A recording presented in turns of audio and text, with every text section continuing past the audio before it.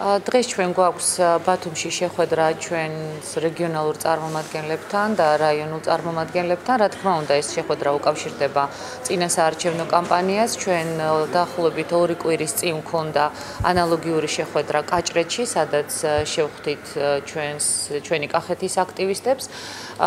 ჩვენ ძალიან ინტენსიურად მუშაობთ იმისათვის, რომ გააქტიურდეს პარტიული სტრუქტურები, კიდევ ახალი ადამიანები იქნას მოზიდული პარტიაში, რათა ადგილობრივი თვითმმართველობის არჩევნებში პარტიამ ძალიან სერიოზულად იმუშაოს, მიიღოს შედეგები.